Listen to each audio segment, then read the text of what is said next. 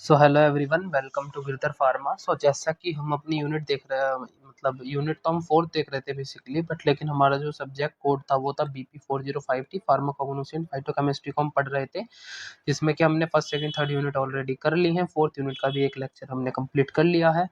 और fourth unit के जो हमारा इससे पहला वाला लेक्चर हुआ था, फर्स्ट लेक्चर फोर्थ यूनिट का, उसमें हमने pharmacognosy in various medicine discuss करी थी, जिसमें हमने होम्योपैथी, सिद्धा, यूनानी, ये सब कुछ कंप्लीट कवर कर लिया था। और मैंने बताया भी था कि यहाँ से लॉन्ग क्वेश्चन बन जाता है बेसिकली आयुर्वेद और होम्योपैथी से, ये इंपॉर्टेंट क्वेश्चन बनता है। उसके बाद आते हैं हमारे सेकेंडरी मेटाबोलाइट, जो कि आज हम इस लेक्चर वीडियो में खत्म कर देंगे। उसके बाद हमारी फिफ्थ यूनिट बचेगी, उसे भी कंप्लीट करने की कोशिश करेंगे नेक्स्ट 2-3 डेज में, ठीक है ना। तो अब हम देखते हैं इंट्रोडक्शन ऑफ सेकेंडरी मेटाबोलाइट। तो देखिए यहाँ पर जो है classification, properties and identification test, यहाँ पर सबसे ज़्यादा इंपॉर्टेंट एल्कोलॉइड्स हो जाता है, और आपका ग्लाइकोसाइड्स, और एक तरीके से आप टेनिन को मान सकते हो। ये सभी इंपॉर्टेंट्स हो जाते हैं बेसिकली। अगर आपने एल्कोलॉइड और ग्लाइकोसाइड को समझ लिया तो ये तो उसी से मिलते जुलते हैं, ईजी हैं, समझ में आ जाएंगे। तो बिना किसी टाइम वेस्ट करते हो हम अपने सीधा PDF की तरफ चलते हैं और देखते हैं कि हम एल्कोलॉइड्स का क्लासिफिकेशन किस टाइप से देखने वाले हैं। देखिए, आप जो भी आपको ये हैंड रिटन नोट्स हैं, ये आपको टेलीग्राम चैनल पर अवेलेबल हो जाएंगे, जिसका नाम भी गिरधर फार्मा है। तो आप गिरधर फार्मा के टेलीग्राम चैनल को डिस्क्रिप्शन में लिंक्स पड़े हुए हैं, वहाँ से जाके आप उसे डाउनलोड कर लीजिए, और उसके बाद आप हैंड रिटन नोट्स फ्री में टेलीग्राम से ले सकते हैं, ठीक है ना। आई होप कि टेलीग्राम तो आपके फ़ोन में हो गई, तो आप सीधा लिंक पर पहुँच जाएंगे और वहाँ से आप अपने सूटेबल नोट्स ले सकते हैं। ईजी फॉर्मेट में है और बढ़िया नोट्स हैं, ठीक है ना। मैंने खुद हैंड रिटन बनाए हैं, मेरी ही राइटिंग है ये, ठीक है ना। इंट्रोडक्शन ऑफ सेकेंडरी मेटाबोलाइट्स देखते हैं। सबसे पहले एल्कोलॉइड्स। देखो एल्कोलॉइड्स, तो एक बार एल्कोलॉइड्स को हाईलाइट कर देते हैं और देखिए एल्कोलॉइड्स में बात करते हैं। Alkaloids are the organic compound. तो भाई एल्कोलॉइड्स ऑर्गेनिक प्रोडक्ट्स हैं। किसके प्रोडक्ट्स हैं? प्लांट के। जो प्लांट ओरिजिन है, बेसिक इन नेचर है, या फिर आप एल्कलाइन इन नेचर बोल सकते हैं। एंड contain वन और मोर nitrogen atom, normally heterocyclic in nature होते हैं। जनरल प्रॉपर्टीज क्या है, क्योंकि आपको पता है कि हमारे इसमें प्रॉपर्टीज भी हमसे पूछी हुई है। तो देखिए फिजिकल प्रॉपर्टीज क्या होती है। फिजिकल प्रॉपर्टी जो कि अपीयरेंस वाली प्रॉपर्टीज होती है, कि हम देखकर पहचान सकते हैं किसी भी चीज को कि ये कैसी है। Alkaloids are colourless. देखिए इनका कोई कलर नहीं होता है, क्रिस्टलाइन होते हैं। जो आपने एक मिश्री का टुकड़ा देखा होगा या फिर चीनी देखी होगी, वो भी क्रिस्टल फॉर्म में ही अवेलेबल होती है। एंड जिसको कि हम अपने गाँव में जो गोंद वगैरह के लड्डू बनते हैं ना, वो टेनिन रेजिन ही होते हैं, जो हम आगे पढ़ने वाले हैं, ठीक है ना। उस टाइप का ही क्रिस्टल्स होते हैं। शार्प मेल्टिंग पॉइंट, इनका जो मेल्टिंग पॉइंट होता है वो बहुत ज़्यादा शार्प होता है। उसके बाद इसका केमिकल कंपोजिशन देख लेते हैं थोड़ा सा। इसके अंदर normal element present in alkaloids, carbon, hydrogen, oxygen, alkaloids, ठीक है ना। Contain at least one nitrogen atom, जो कि हम ऊपर भी बात कर चुके हैं। देखिए यहाँ पर भी नाइट्रोजन ही, इनमें नाइट्रोजन एटम पाया जाता है। देखिए क्लासिफिकेशन पर आते हैं। क्लासिफिकेशन क्या बोलता है? क्लासिफिकेशन, केमिकल क्लासिफिकेशन देखेंगे हम, फिजिकल क्लासिफिकेशन नहीं देखेंगे। इनको 2 ही पार्ट्स में डिवाइड करा गया है। आप यहाँ से यहाँ तक की थ्योरी पढ़ सकते हैं, बट मैं मेन बताता हूँ। नॉन हाइड्रोसाइक्लिक और हेट्रोसाइक्लिक एल्कोलॉइड्स, तो देख लेते हैं, ठीक है ना। देखो नॉन हाइड्रोसाइक्लिक, देखो हाइड्रोसाइक्लिक मतलब इसके अंदर रिंग प्रेजेंट है, नॉन हाइड्रोसाइक्लिक इसके अंदर रिंग प्रेजेंट नहीं है। देखो पायरोडीन की बेसिक स्ट्रक्चर ये है, और हाइग्रीन इसका एग्जांपल है। अगर आपसे कुछ भी याद हो, देखो पायरिडिन तो आप याद कर लेना। अगर आपसे 4-5 नहीं याद हो रहे हैं तो 2-3, इतनी टेबल भी बहुत है। यहाँ पर 1-2-3 आप ऐसे बनाकर आ सकते हैं। कोई जरूरी नहीं है कि जितने मैंने लिखे हैं उतने ही आप याद करेंगे। इस चीज के लिए तो आप खुद से भी इतने समझदार हैं कि सब कुछ नहीं करना होता है। जो मैंने यहाँ पर लिखा है, ऐसा नहीं है कि आप सब कुछ ही करेंगे। पायरिडीन की आप पहले से पढ़ते आ रहे हैं। पायरिडीन इस टाइप से बनता है, 2 ऐसे करिए, इधर करिए, इधर करिए, इधर करिए, और यहाँ पर एंड लगा दीजिए, और इसके बॉन्ड्स कंप्लीट कर दे। तो पायरिडीन तो सबसे ज्यादा सिंपल है, और इसका एग्जाम्पल है रिसिसिनिन, क्योनिन, क्यूनिनोलिन, ठीक है ना। ये है क्यूनिनोलिन। क्यूनिनोलिन की स्ट्रक्चर भी सबसे ज्यादा बेसिक है, जिसके एग्जाम्पल है क्यूनिन और क्यूनिडिन, ठीक है ना। इंडोल आपने पढ़ा ही होगा। इंडोल की स्ट्रक्चर भी बेसिकली, यहाँ पर मैंने लिए ही सबसे इजी वाले हैं। बुक में तो और भी ज़्यादा लिख रहे थे, बट मैंने इजी वाले भी लिए हैं। बेंजोपायरोल, इसका एग्जांपल है इर्गोटामिन। इर्गोटामिन एक आपका फर्दर आगे जाकर ड्रग भी है, जो कि यूज होता है अमीनो एल्कलॉइड्स। ये वाला भी इजी है, इसमें एपिहेड्रिन और सूडोहेपिहेड्रिन, ये भी एक तरीके के ड्रग्स हैं, जो कि आप फार्माकोलॉजी में भी पढ़ेंगे, ठीक है ना। उसके बाद केमिकल टेस्ट ऑफ एल्कलॉइड। देखो अगर सबसे ज्यादा इंपॉर्टेंट मुझसे कुछ पूछोगे ना आप, ये केमिकल टेस्ट या आइडेंटिफिकेशन टेस्ट जो है वो एल्कलॉइड्स के ही मेन है, और बुक में भी एल्कलॉइड्स के ही ब्रॉडली दे रखे हैं। अगर पेपर में आएगा तो एल्कलॉइड्स के ही आपसे पूछे जाएंगे, जिसमें कि सबसे पहले है मेयर रिएजेंट में क्या होता है, पोटेशियम होता है, मर्क्यूरिक आयोडाइड सॉल्यूशन होता है, जो कि हमें क्रीम कलर की पीपीटी शो करता है। पीपीटी मतलब प्रेसिपिटेट, ठीक है ना। बस इतना इतना याद रखना है, बहुत ज्यादा याद नहीं। वैगनर रिएजेंट, वैगनर रिएजेंट में क्या होता है, पोटेशियम होता है, ट्राई आयोडाइड सॉल्यूशन होता है। यहाँ पर क्या होता है, पोटेशियम होता है और मर्क्यूरिक आयोडाइड होता है, तो यहाँ पर पूछ लिया जाता है, ठीक है ना। गिव्स रेडिश ब्राउन पीपीटी मिलेगी आपको, मतलब प्रेसिपिटेट। ड्रैगन जेंड्रॉफ रिएजेंट में क्या होता है, पोटेशियम होता है और बिस्मिथ आयोडाइड सॉल्यूशन होता है। अब देखो ये तीनों चीज याद रखना, पोटेशियम तीनों में सेम है, बट लेकिन आगे के जो कंपाउंड्स है वो अलग है। एक में है जो आपका मेयर रिएजेंट है, उसमें है मर्क्यूरिक आयोडाइड, वैगनर में है आपका ट्राई आयोडाइड, और ड्रैगन स्ट्रोफ में आपका बिस्मिथ आयोडाइड, ठीक है ना। ये बात ध्यान रखना। रेडिश ब्राउन और ऑरेंज रेड पीपीटी आपको मिलेगी। इसके बाद आते हैं ग्लाइकोसाइड। देखो ग्लाइकोसाइड्स सबसे ज्यादा इंपॉर्टेंट, मैंने बताया ना आपको, एल्कलॉइड है, ग्लाइकोसाइड भी इसके बाद थोड़ा इंपॉर्टेंट हो जाता है। Glycoside can be defined as the organic compound, सभी ऑर्गेनिक कंपाउंड है, मेनली प्लांट ओरिजिन ही होते हैं, क्योंकि हम फार्माकोग्नोसी पढ़ रहे हैं तो सभी चीजें प्लांट से ही मिलने वाली है, ठीक है ना। And rarely of animal, animal में भी मिल सकते हैं, ऐसी बात नहीं है कि सिर्फ प्लांट में ही मिलेंगे। देखो अल्फा मिथाइल ग्लाइकोसाइड और बीटा मिथाइल ग्लाइकोसाइड मैंने यहाँ पर दिखाने की कोशिश करी है। कार्बन है, ठीक है ना, कार्बन के बाद OCH3 इधर है और OCH3, इसी चेंज की वजह से यहाँ पर ये अल्फा है और ये बीटा है, बस इतना ही चेंज है, और से सब कुछ सेम है। आप देख सकते हैं, पढ़ सकते हैं, इतने समझदार आप खुद हैं, मैंने आपको मेन डिफरेंस में बता दिया है। प्रॉपर्टीज क्या होती हैं ग्लाइकोसाइड की, देखिए glycoside are the colourless, colourless है कंपाउंड, सम कलर्ड फ्लेवोनॉइड। अब ऐसा नहीं है कि कलरलेस ही मिलेंगे, कुछ फ्लेवर्ड भी मिल सकते हैं और कुछ कंपाउंड कलर्ड भी मिल सकते हैं, ठीक है ना, जिसमें कि फ्लेवोनॉइड्स और येलो ग्लाइकोसाइड में बेसिकली येलो कलर प्रेजेंट होता है। They are the crystalline, crystalline हो सकते हैं और अमॉर्फस भी हो सकते हैं। दो ही स्टेट होती हैं, आपको पता है, एक तो क्रिस्टलाइन होती है और एक अमॉर्फस होती है, तो ये दोनों ही रूप में पाया जाता है, ठीक है ना। Glycoside are the optically active normally. देखो ऑप्टिकली एक्टिव ये सब कुछ आपकी जियोमेट्रिकल आइसोमेरिज्म से रिलेटेड करता है। आपने ऑर्गेनिक में भी ठीक तरीके से पढ़ा होगा, नहीं पढ़ा है तो फिर भी आपने 11th 12th में कुछ तो सुना ही होगा कि ये कंपाउंड ऑप्टिकली एक्टिव है, ये इसकी लीवो फॉर्म है, ये इसकी बिस फॉर्म है, ठीक है ना। लीवो और डेक्स्ट्रो फॉर्म आपने पढ़ी होंगी, तो उसी के ऊपर एक खेल चलता है, अगर आपको नहीं पता है तो। अब ऐसा तो है नहीं कि अब मैं आपको ऑप्टिकल आइसोमेरिज्म समझाने बैठूंगा, नहीं पता है तो बस याद कर लीजिए भाई कि ग्लाइकोसाइड आया था ऑप्टिकली एक्टिव, बस इतना ही तो याद करना है। नॉर्मली लीवो, देखो मैंने बताया ना इसमें लीवो और डेक्स्ट्रो फॉर्म होती है, लीवो फॉर्म जो होती है वो सबसे ज्यादा एक्टिव होती है, ठीक है ना। और आपको नहीं पता है तो आप मुझे कमेंट करना कि हमें नहीं पता है क्या होता है, उसके बाद हम देखते हैं, अगर ज़्यादा क्वेरी आती है तो हम समझाने की कोशिश करेंगे, ठीक है ना। अगर आप कुछ भी रिलेटेड डाउट है तो आप कमेंट बॉक्स में प्लीज़ कमेंट तो करिए, ताकि मुझे पता तो चले कि आपको क्या है दिक्कत है, ठीक है ना। Glycoside are the soluble in H2O and alcohol.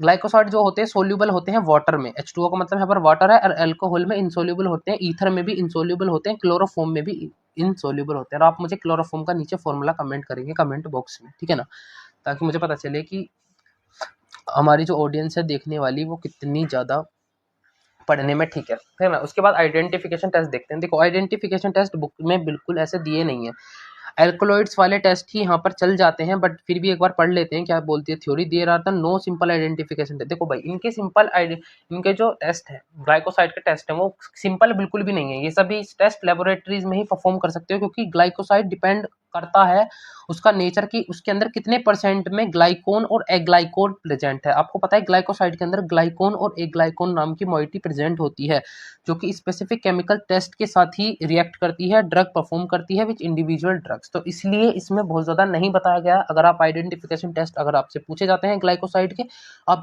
इतना भी लिख कर आओगे तो भी आपको 2 ही मार्क्स मिलेंगे, क्योंकि टीचर समझ जाएगा देखते ही कि हाँ भाई बंदे को या इंसान को या उस स्टूडेंट को नॉलेज है, क्योंकि इनके टेस्ट इतने ज़्यादा आसान नहीं है कि बुक में आपको छाप के दे दें और आप लैब में कर लें। इनके कुछ इंडिविजुअल टेस्ट होते हैं जो कि लैबोरेटरीज में ही प्रेजेंट होते हैं, ठीक है ना। उसके बाद देखते हैं क्लासिफिकेशन। क्लासिफिकेशन जो है on the basis of type of sugar. देखो ये जो इसमें इसके अंदर टाइप ऑफ शुगर पाई जाती है ना, ग्लाइकोन और ए ग्लाइकोन, उसी के ये ग्लाइकोन वाली में ग्लूकोज है, फ्रुक्टोसाइड है, ये फ्रक्टोज मत समझ लेना बिल्कुल भी, फ्रुक्टोसाइड है एंड पेंटोसाइड, ठीक है ना। Glycose classification basis of the pharmacological. अब जो कुछ फार्माकोलॉजिकल एक्शन भी शो करते हैं ग्लाइकोलाइज, उसमें परगेटिव ग्लाइकोसाइड्स और कार्डिक ग्लाइकोसाइड। कार्डिक ग्लाइकोसाइड में डिजिटैलिस आपने पढ़ा होगा कि ये डिजिटैलिस जो यूज होता है as a anticonvulsant drug भी यूज होता है, और परगेटिव में एलोए है और सन्ना है, ठीक है ना, आप देख सकते हैं। उसके बाद आते हैं टेनिन। टेनिन बहुत ज्यादा इंपॉर्टेंट है, ऐसा नहीं भी है इंपॉर्टेंट पर लेकिन फिर भी पूछ लिया जाता है। तो सबसे ज्यादा इंपॉर्टेंट अगर मेरी मानो तो वो इसमें एल्कलॉइड्स ही है बहुत मेनली। अगर 7 नंबर में या 10 नंबर में क्वेश्चन आएगा तो वो एल्कलॉइड्स से आ सकता है, क्योंकि एल्कलॉइड्स में ही ज्यादा कंटेंट है लिखने के लिए आपके पास भी, ठीक है ना।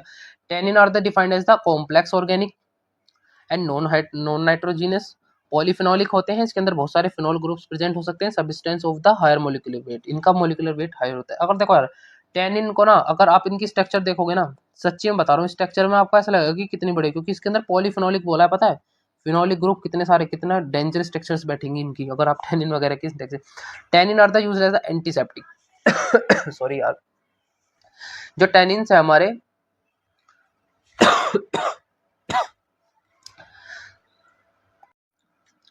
तो गाइस मेरी ना तबीयत थोड़ी सी डाउन ही चल रही है, बट फिर भी मैं आपके लिए लेक्चर रिकॉर्ड कर रहा हूँ, ठीक है ना। देखो टैनिन जो होते हैं वो बेसिकली एंटीसेप्टिक होते हैं और जीआईटी डिसीज में भी कारगर साबित होते हैं, जैसे कि लाइक डायरिया हो गया तो आप टैनिन का यूज कर सकते हैं, ठीक है ना। इसकी प्रॉपर्टीज देख लेते हैं।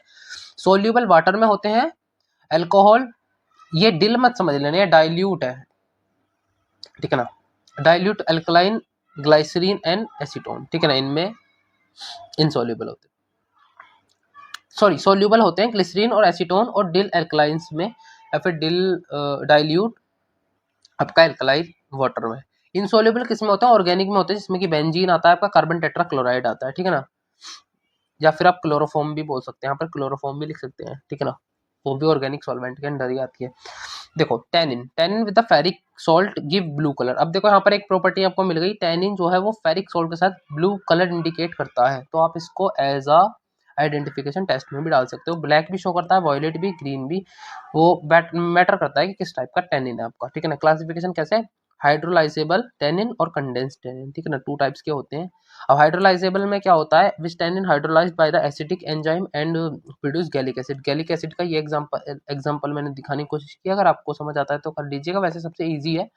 आपको बेंजीन रिंग बनानी है, अंदर इसके रिंग स्ट्रक्चर भी बना सकते हो, ऊपर COH लिखना है और नीचे तीनों तरफ आपको OH OH OH अटैच करने हैं, ठीक है ना। ये आपका गैलिक एसिड बन गया, गैलिक एसिड, ठीक है, इस टाइप से आप गैलिक एसिड बना सकते हो। उसके बाद कंडेंस में कुछ ज़्यादा ऐसे मैंने समझाया नहीं है, ठीक है ना, जो भी है आप देख लें कि इसके अंदर पिगमेंट का कुछ प्रेजेंट होते हैं, ठीक है ना। आइडेंटिफिकेशन टेस्ट में आते हैं, गोल्ड बीटर स्किन टेस्ट। देखो यार अब ये सबसे ज़्यादा इंपॉर्टेंट है, क्योंकि ये अच्छे से बुक में भी समझाया और मैं भी आपको समझाऊंगा। देखो गोल्ड बीटर स्किन टेस्ट में क्या होता है, गोल्ड बीटर स्किन टेस्ट है, ये मेम्ब्रेन होती है, प्रिपेयर्ड करते हैं उसको किससे, इंटेस्टाइन ऑफ फॉक्स, बैल की इंटेस्टाइन से निकालकर एक उस मेम्ब्रेन को प्रिपेयर किया जाता है और सोक करते हैं हाइड्रोक्लोरिक एसिड HCl के अंदर सोक किया जाता है। उसके बाद क्या होता है, उसके बाद ये होता है then it is raised with the distil water, इसको धोते हैं डिस्टिल वाटर से एंड ऐड द टेनिन, उसके अंदर टेनिन ऐड करते हैं, सॉल्यूशन ऑफ 5 मिनट के लिए इसको उस सॉल्यूशन के अंदर डिप कर देते हैं। It wash with the distil water, फिर से फर्दर डिस्टिल वाटर के साथ उसे वॉश करते हैं and transfer to the 1% ferric sulphate solution. ऊपर बोला था ना कि फेरिक सॉल्ट के साथ या फिर फेरिक सॉल्यूशन के साथ ये कुछ ना कुछ कलर इंडिकेट करता था। अब यहाँ पर देखना ब्लैक और ब्राउन कलर ये उस स्किन पर छोड़ देता है, जिससे हमें पता लग जाता है, जिससे हमें कंफर्म हो जाता है कि प्रेजेंस है टेनिन की, ओके। तो ये टैनिन का टेस्ट है। टेस्ट विद फेरिक क्लोराइड, अब ऊपर भी मैंने बात करी थी, फेरिक क्लोराइड में क्या होता है, अगर आप कोई भी फेरिक सॉल्यूशन या फेरिक सॉल्ट डालेंगे तो उसमें ब्लैक ब्लू वॉयलेट कलर की पीपीटी प्रेसिपिटेट होगा, जिससे हमें ये कंफर्म हो जाएगा कि प्रेजेंस ऑफ टैनिन प्रेजेंट है। वोलेटाइल ऑयल देख लेते हैं। देखिए volatile oil are the defined as the orderless and volatile constituent of the plant, ये प्लांट के ही कॉन्स्टिट्यूएंट होते हैं और एनिमल के भी हो सकते हैं, ठीक है ना। Volatile oil are the terms as ethereal oil, अब वोलेटाइल ऑयल को ही इथरल ऑयल बोलते हैं, अगर कल को क्वेश्चन ये आ जाए कि इथरल ऑयल क्या होते हैं तो आप बताओ। और एसेंशियल ऑयल भी वोलेटाइल ऑयल को ही बोला जाता है, ये क्वेश्चन भी कल को आ जाए तो कंफ्यूज मत होना, ठीक है ना, इसलिए मैंने दोनों के दोनों नाम आपके सामने लिखकर प्रेजेंट कर दिए हैं। Volatile oil are the present in the plant, और प्लांट के किस किस पार्ट में वोलेटाइल ऑयल मिल सकते हैं। वोलेटाइल ऑयल में आपने देखा होगा सैंडलवुड ऑयल, लौंग का तेल, चंदन का तेल, इस टाइप के तेल वोलेटाइल ऑयल के अंडर ही आते हैं। इनके अंदर एकदम फ्रेग्रेंसिव होते हैं, ये बार्क में मिल सकते हैं, फ्रूट में मिल सकते हैं, लीफ में मिल सकते हैं, रूट में मिल सकते हैं, वुड में मतलब लकड़ी में मिल सकते हैं। क्या क्या प्रॉपर्टीज होती हैं, ये evaporate completely at the room temperature, उड़ सकते हैं अगर आपने इन्हें रूम टेम्परेचर में खुला छोड़ दिया, ठीक है ना। Do not leave spot on the paper, इस volatile oil are the optically active, देखो यहाँ पर भी ये ऑप्टिकली एक्टिव होते हैं, ठीक है ना। Volatile oil are the insoluble in water, अब आपको पता है वो ऑयल है तो इनसोल्यूबल ही होगा भाई वाटर में, but soluble in alcohol chloroform ether, ठीक है ना। क्लासिफिकेशन देख लेते हैं, वोलेटाइल ऑयल का क्लासिफिकेशन एक बार नजर मार लेते हैं। हाइड्रोकार्बन वोलेटाइल ऑयल में तारपिन का तेल आता है, तारपिन का तेल आपने सुना भी होगा, black pepper oil, black pepper oil मतलब काली मिर्च का तेल। अल्कोहल वोलेटाइल ऑयल देख लेते हैं, अल्कोहल वोलेटाइल ऑयल के एग्जांपल है पिपरमिंट ऑयल, मतलब कि क्या बोलते हैं उसे, जो गन्ने के जूस में अंदर रख के जिसका जूस निकाल के देते हैं, पुदीना, सॉरी अब याद आया मुझे यार। देखो पुदीने का तेल भी होता है, इसे पेपरमिंट को वही बोलते हैं, सैंडलवुड मतलब कि चंदन का तेल। कीटोन वोलेटाइल ऑयल के एग्जांपल है कैम्फर, कैम्फर मतलब कि कपूर, मस्क मतलब कि एक मस्क नाम की एक जड़ी बूटी होती है, ठीक है ना, उसको बोलते हैं। Phenolic volatile oil, phenolic volatile oil में क्लोव है, तुलसी है, तुलसी और क्लोव के ऑयल आपने देखे होंगे, जब दांत में दर्द होता है क्लोव के ऑयल को कॉटन में डिप करके दाढ़ में लगा लेते हैं, जिससे कि थोड़ा सा पेन में रिलीफ मिलता है। तुलसी का ऑयल आपने देखा होगा, तुलसी का ऑयल यूज होता है एसेंशियल टी में, जो तुलसी की चाय पीते हैं उसके अंदर एक दो ड्रॉप डाल देते हैं तो वो volatile oil. Oxidize volatile oil जिसमें फेनल, फेनल मतलब कि सौंफ, और नटमेग मतलब कि जायफल, जायफल का तेल भी आता है। आइडेंटिफिकेशन टेस्ट क्या है, ऐसा कोई अलग से आइडेंटिफिकेशन टेस्ट इसके भी नहीं है। Volatile oil can be identify by the physical test, physical test order, colour, boiling point और रिफ्रैक्टिव इंडेक्स से ही हम इनको आइडेंटिफाई कर सकते हैं। अब देखो यार, अगर एक बात बताओ, लौंग का तेल है, क्या तुम्हें उसकी ऑर्डर से पता नहीं चलेगा कि ये लौंग का तेल है? अगर कोई आपके सामने कपूर का तेल ला कर रख दे, क्या तुम उसे पहचान नहीं पाओगे? उसकी फ्रेग्रेंस ही अनोखी होती है। तो इन सब चीजों को हम ऑर्डर, कलर और बॉइलिंग पॉइंट से पहचान लेते हैं, इनके लिए ऐसे कोई आइडेंटिफिकेशन टेस्ट नहीं होते हैं, ठीक है ना। अब आते हैं रेजिन पर। रेजिन जो है हमारा, टेनिन और रेजिन एक ही है, एक ही तरीके से आप इनको ट्रीट कर सकते हैं। Resin are the defined as the amorphous non hydrogenous product complex chemical nature, ये कॉम्प्लेक्स केमिकल नेचर होते हैं और उनके अंदर भी मिक्सचर ऑफ एसेंशियल ऑयल होता है, ऑक्सीजनेटेड प्रोडक्ट होते हैं, terpene and carboxylic acid present होता है। Resin are the formed in schizogenous duct और cavity in the plant, schizogenous cavity होती है प्लांट के अंदर एक, वहां पर रेजिन बनते हैं, ठीक है ना। जो जैसे ये पेड़ है तो इसके अंदर यहाँ पर एक कैविटी होती है जो भारक और रेजिन की तरह एक गोंद बनती है, उसी को बोलते हैं schizogenous cavity. Resin are the present in different part of the plant, कहाँ पर, root, rhizome, fruit, seed, flower and fruiting top, जो फल के ऊपरी वाला हिस्सा होता है वहां पर भी टेनिन बनते हैं। Chemically resin contain phenol, Easter and inert substance, जो कि अंदर कुछ सब्सटेंस प्रेजेंट होते हैं। क्लासिफिकेशन क्या है, एसिडिक रेजिन के कोपीबा, प्रीमेरिक एसिड और मिर, ठीक है ना। रेजिन अल्कोहल को बेसिकली रेजिनॉल्स भी बोल देते हैं, जिसमें गुर्जन और स्टोरिजोनॉल, ठीक है ना। रेजिन फिनोल को कोल्ड बोलते हैं, क्या क्या बोल सकते हैं दूसरी भाषा में, रेजिनोटोनॉल्स, ठीक है ना, जिसमें सुमित्रा बेंजोइन, ठीक है ना। ये इसके एग्जांपल्स हैं, याद करना चाहो कर लेना, नहीं करना चाहते तो कोई दिक्कत नहीं है, ठीक है ना। प्रॉपर्टीज, मेरा काम आपको 100% देना है। प्रॉपर्टीज क्या होती हैं, प्रॉपर्टीज में सिर्फ एक चीज याद रखने की जरूरत है कि ये सोल्यूबल किस में है, इनसोल्यूबल तो ये वाटर में है, सोल्यूबल है ऑर्गेनिक सब्सटेंस में। अब ऑर्गेनिक सब्सटेंस में मैं हर बार तो नहीं लिखूंगा ना, बेंजीन है, ईथर है, ये सब क्या है आपके ऑर्गेनिक सॉल्वेंट है, तो आप ऐसा खुद खुद से भी कुछ कर सकते हो यार। देखो एक एक चीज को, अगर एक चीज 10 बार यूज होती है तो मैं 10 बार नहीं लिखूंगा, बट लेकिन जब आप इकेट्यू की कॉपी में लिखेंगे तो आपको 10 नहीं 20 बार लिखनी पड़ेगी। क्यों? क्योंकि आप वहां पर कोई रिस्क नहीं ले सकते हैं, ठीक है ना। मेरा क्या है, मैं तो यहाँ पर नहीं लिखा कि ऑर्गेनिक सॉल्वेंट लिख दिया। अब टीचर को अगर आपसे पूछा गया है ना 10 बार, तो आपको 10 बार ऑर्गेनिक सॉल्वेंट में बेंजीन और ईथर लिखना है, तब भी इकेट्यू में बहुत अच्छे नंबरों से पास हो पाओगे, वरना वहां पर ऐसा ही है, तुक्केबाजी होती है, करा करा कम नंबर दे देते हैं, टॉपरों के कम नंबर आते हैं, इस तरीके से तो कॉपी चेक होती है, तो वहां पर तो पास होने बहुत मुश्किल है। ये सोचो आप कि मेरे तो 60-70 नंबर आ जाएंगे, पता पड़ी कि 30-40 पर अटका दिया, क्योंकि इस टाइप के काम बहुत ज्यादा होते हैं, ठीक है ना। आइडेंटिफिकेशन टेस्ट में भी इनके भी इंडिविजुअल टेस्ट नहीं होते, बट फिर भी मैंने एक दो टेस्ट दिखाने की कोशिश की है कि हम रेजिन पाउडर लेंगे, उसको एसिटिक एसिड के साथ मिलाएंगे और उसके साथ कंसनट्रेटेड H2SO4 सल्फ्यूरिक एसिड डालेंगे तो हमें पर्पल वायलेट कलर मिलेगा। 1 ग्लूकोफोनी 10 ml एसिटिक एनहाइड्राइड और H2SO4 के साथ ब्राइट रेड वायलेट कलर का, जिससे हमें कंफर्म हो जाएगा, कंफर्म टेनिन, ठीक है ना। इसके अंदर टेनिन प्रेजेंट है, सॉरी टेनिन बोल रहा हूँ, रेजिन, इसके अंदर रेजिन प्रेजेंट है, ठीक है ना। ये रेजिन के लिए हो रहा है ना, तो इसके अंदर रेजिन प्रेजेंट है। तो आई होप कि ये लेक्चर आपको अच्छा लगा होगा। मैंने यूनिट 4 कंप्लीट कर दी है, लेक्चर 1 और लेक्चर 2 दो यूनिट में, बेसिकली 4th यूनिट। अगर आपको इसके नोट्स चाहिए तो आपको टेलीग्राम पर अवेलेबल हो जाएंगे, टेलीग्राम चैनल का लिंक डिस्क्रिप्शन में ही है। और इसके साथ साथ मैं एसएससी गवर्नमेंट फार्मासिस्ट के रिगार्डिंग भी वीडियोज़ बनाता हूँ, आप एसएससी फार्मासिस्ट वाली वीडियोज़ जाकर चेकआउट कर सकते हैं। अगर आपका इन फ्यूचर मन है कि हमें गवर्नमेंट में जाना है, तो उसकी एलिजिबिलिटी पहले ही देख लेना एक बार, बाद में जाके पछताओ कभी कि डी फार्मा में 2 साल का एक्सपीरियंस चाहिए होता है और एसएससी में बी फार्मा फ्रेशर अलाउड होते हैं। तो मैंने इसके रिगार्डिंग कंप्लीट वीडियो बनाई है, आप एसएससी की रिजल्ट फार्मा डालेंगे तो आपके सामने ऊपर ही 2-3 वीडियोस आ जाएंगे। अब तक मैं एसएससी के रिगार्डिंग 2-3 वीडियोस ही बना चुका हूँ, तो आपको उसमें कंप्लीट इन्फॉर्मेशन मिलेगी, और जैसे ही कुछ न्यू अपडेट्स आती हैं उन सभी को अपडेट्स को मैं कवर करने की पूरी पूरी कोशिश करता हूँ। एंड आप लोग सपोर्ट करिए। Thank you so much.